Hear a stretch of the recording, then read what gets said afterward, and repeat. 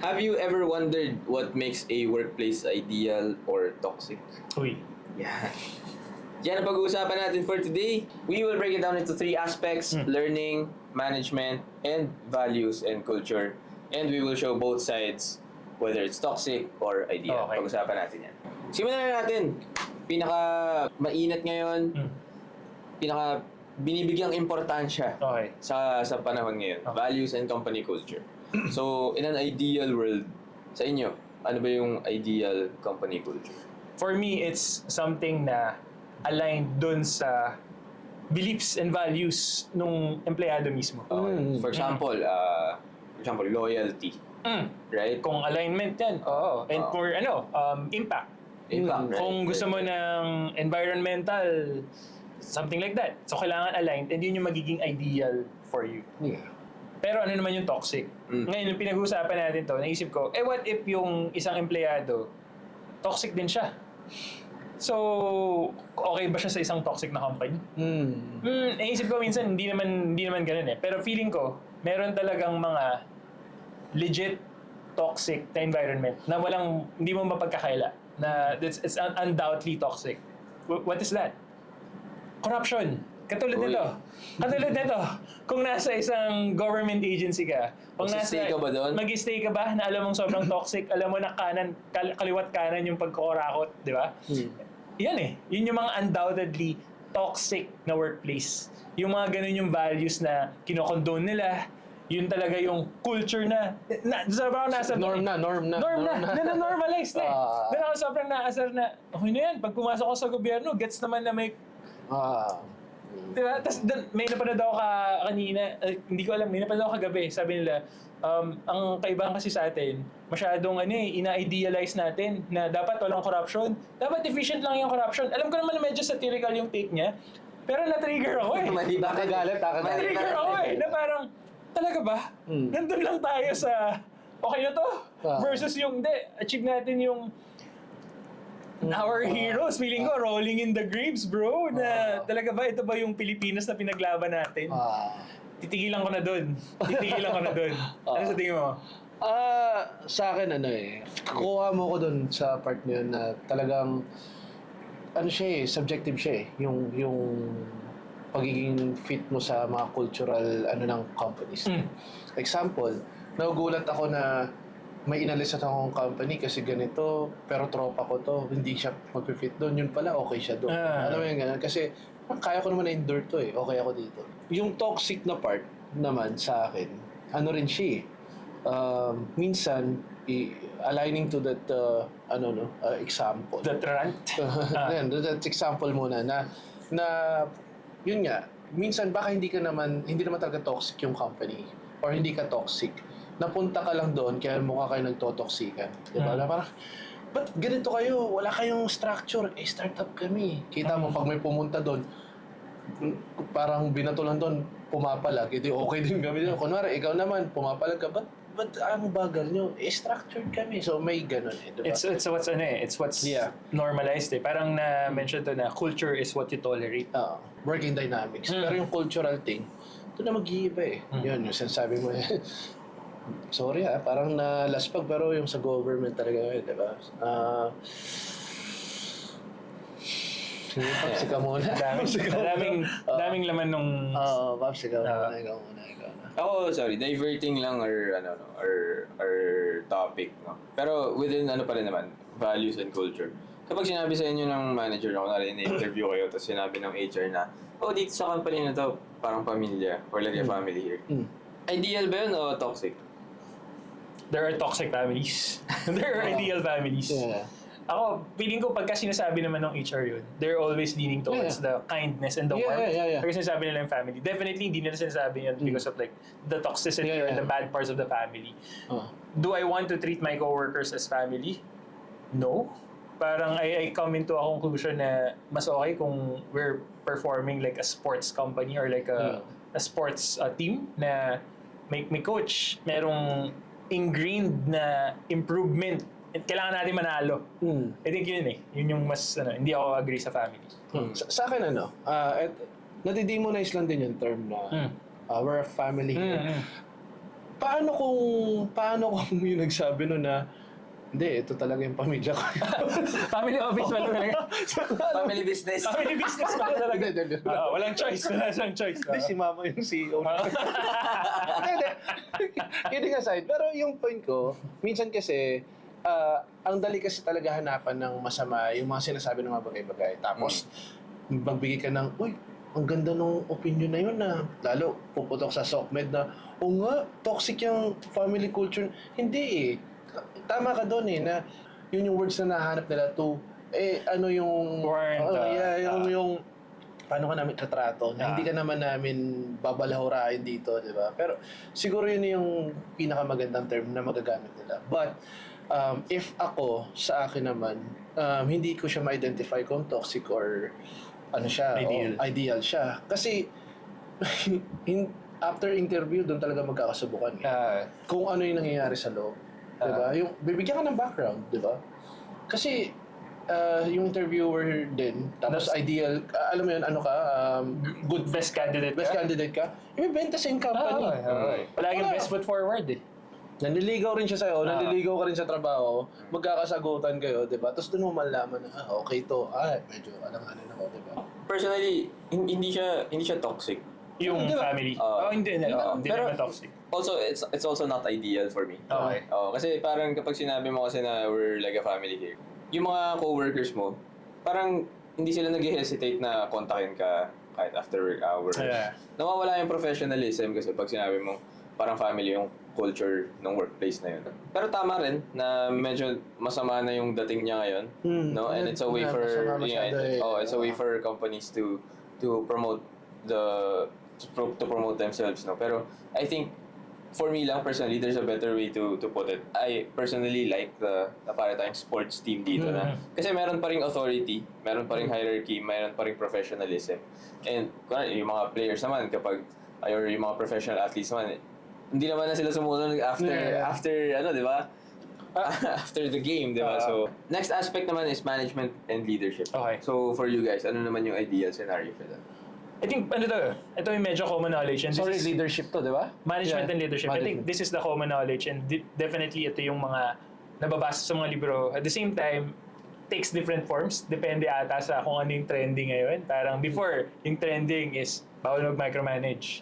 Kailangan bibigyan mo ng autonomy yung mga ano mo. Ngayon naman parang hindi, kailangan mental health dun sa mga nag-iiba-iba siya eh. Nag-iiba-iba siya ng aspect. Pero I think yung nagiging common theme naman dun sa ideal is for me, kung ano yung mag-work sa management style mo.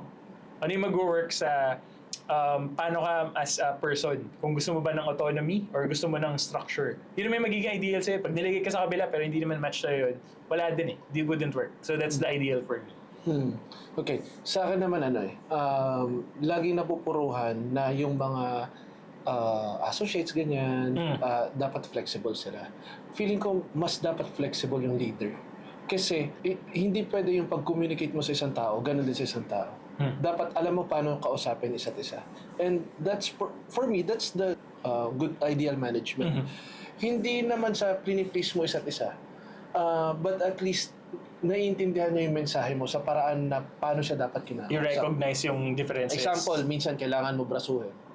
Kailangan medyo bato yung pag ano mo sa kanya. Isa naman, mellow lang, pero nakikinig naman kagad. Yung isa, hindi mo na kailangan biyakin na, hindi na, vague lang, kuha na po, di ba? Okay. So, depende. Gusto ko lang din to i-highlight. Yung micromanagement, walang masama dyan. Depende sa tao yan na ina-handle. Yeah. Yun lang. Oo. Ngayon, isipin mo ang dami ng palya nung ginagawa niya. Hindi mo pa rin. Ang naisip mo na lang tanggalin. It's about time to micromanage and help that person to improve. Diba? Mga tao kasi minsan sa SOCMED lang nagbe-based eh. Iba-ibang style eh. Kasi ako din may isa akong tinatry i-grow na associate before. So tinry ko muna siya. Sige, try muna natin to. Bigay ko sa iyo yung mga kailangan natin gawin. Bahala ka muna dyan. Pero sinabi ko sa kanya na, testing period natin dito. Gusto kong malaman kung ano yung mga gaps mo, saan ka kailangan mag-improve, etc. Sinabi ko sa kanya, pag may hindi tayo nakita or like after sa itong month na to, magre-reevaluate tayo dun sa mga bagay na hirapan ka. Micromanage kita tutulungan kita. Pero hindi yung to the point na mali yan. Another term, escalate. Pag in-escalate ako, ang mapangit na pakinggan. Escalate is asking help, asking extra assistance. Removing the blocker. Ang nangyayari kasi, in-escalate kita. Panakot na siya. Ako naman, ito tinuturo ko sa class, yung parang leadership styles. Personally, gusto ko yung servant leadership para lagi siyang purpose-driven. And I feel like kapag servant leader yung manager mo, madaling sumunod. Madali siyang sundan. Kitang-kita mo na. Nakaka-inspire. No? Yung, ano rin siya, parang, my boss refers to this as worker bee. Yung manager. No? Hindi lang yung puro utos. Pati yung manager nagtatrabaho din. No? So, gusto ko yun and also a mix of an autocratic style of leadership. So, yun naman yung nasa baba mo to own their work. Ako personally gusto ko yun. Gusto ko yung nagkukusa ako na mag-update kapag may kailangan i-update. You can be assured na ginagawa ko yung best ko. Yeah. Na ganun siya sa akin. Ano yung toxic for you? Toxic, micromanagement. Sa totoo lang. I believe na Like sometimes... micromanagement from, like yung taliwas na sinabi namin na... Kasi yun lang yung... talaga. Siguro sa atin kasi may objective. May context may context na eh. kailangan tulungan yung employee, di ba? Pero kung micromanagement yung style mo talaga, as in yung parang supervisor style na maglilibot-libot sa office, mag-iikot-ikot, yung mga ganun. Tapos yung pupunahin lahat. Oo. So, Abot mo lang laptop ko. Sir, kaya na Ikaw na lang. yung alam mo, magtatrabaho din, bigla kang kakausapin ko na ginagawa mo, di ba? Nakakaano siya, nakaka-intimidate siya, sa totoo lang. Kasi alam mong mataas yung position, nakaka-pressure Intimidate siya. is it the right term or nakakabwisit lang talaga? Pwede naman. Nakakabwisit Pwede rin naman, oo. Yung toxic din It's for not me, intimidating. management leadership. Nagmumura. Saan naninigaw? Saan talaga ba? At this age? Ano ba dahil? Kahiyahan system. Oo, yun. Sobrang toxic yun for me. Like, talaga ba? Same. Sige, gets ko naman na may mali ako eh. Gets ko naman na you're calling me out. This is a confrontation. But you have to use that tone. You have to specifically use those hurtful words. Parang bakit? Paano ba? Tinitay mo ba ako? Gusto mo bang naging sobrang subordinate ako? Hindi ako yun. Mali ka ng hire kung yun yung gusto mo. Kasi in front of the team. Minsan nga, hindi in front eh. In front, ako doon, auto-resign ako in front. Sige, wala tayong professionalism. Alis ako. Pero yung kahit dalawa lang tayo, tapos kakausapin mo ako ng, alam mo yun, like parang, ano to? Like, yung magawa na naman kayo para pagalitan ka. gets ko yung pagalitan eh. Gets ko kung, pero sabagay, yung mumurahin ka, tapos i-ano ka talaga, bibelittle ka, parang, Too much. talaga ba? Agree. Alright, last aspect is learning and growth naman. So, ito, isa sa mga benefits na hinahanap ng mga employees nowadays din, is yung training and upskilling. So, I think yun yung ideal scenario. For me personally, yung mga pag mag-i-invest sa'yo in training, workshops. Yeah. So, yun. Toxic naman kapag hindi ka nalang binigyan ng chance to learn first and yun. Tapos, In-expect na alam mo na dapat to. alam mo na dapat. Pero hindi yung parang, hindi, aralin natin to. Something like that. Learning and growth. Ideal siya. If, in general sa akin, personally may natututunan pa ako sa company.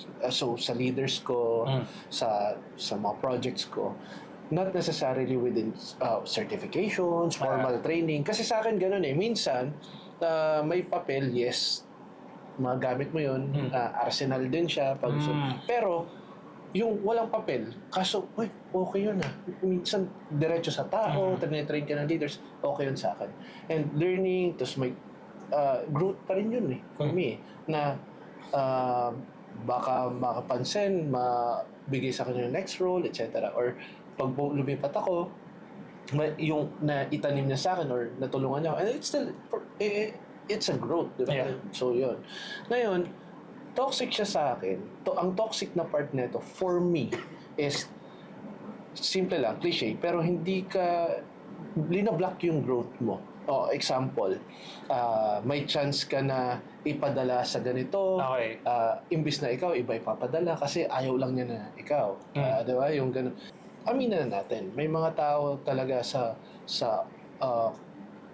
company na intentional ginagawa yan.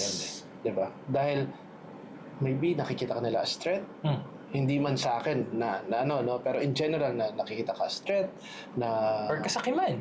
Greed. Yeah. Yun, di ba? Hindi, ako lang dapat magaling. Yes. May ganun. May Yun yung toxic na part. Minsan, hindi siya toxic kung na-justify nila yung decision na yun. Di ba? Hindi, mas kailangan kita dito. Or mas kailangan niya yun. Siya muna kasi hindi pa niya alam. Mali lang yung timing. Pwede yun. Yung toxicity na-realize ko, it's not the actual learning and growth process, pero yung nagiging effect niya mismo dun sa mga, or minsan, sa mga tao na nakakuha ng certificate. Nagiging close na sila. Na may certificate ako sa ganito, ako yung tama. Versus dapat kung nakakuha ka ng certificate sa project management, for example, na parang, hindi, ito po yung tama eh. Ito yung tama, ito yung tama. Nakita mo na hindi na siya nag-work. Kasi natutunan mo na ito yung mga process, ganun, tapos ipipilit mo pa. I think yun yung magiging sobrang toxic for me. Yeah. Na, guys, hindi na nga nag-work eh. Tinry na natin. Hindi porket sinabi ng certificate course mo, ito yung tinuro sa inyo, ito yung tatry natin. I think doon ang galing yung toxicity. So guys, I completely agree.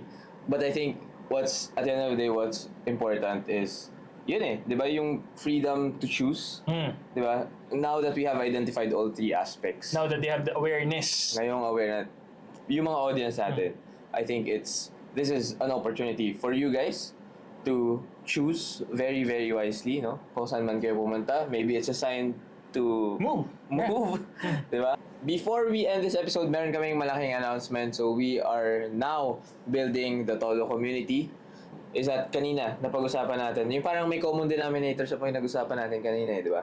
Which is, sa toxic workplace, yung poor communication, di ba? Whatever it may be, poor communication is included, di ba? Is involved, di ba? Palaging ganun, yes.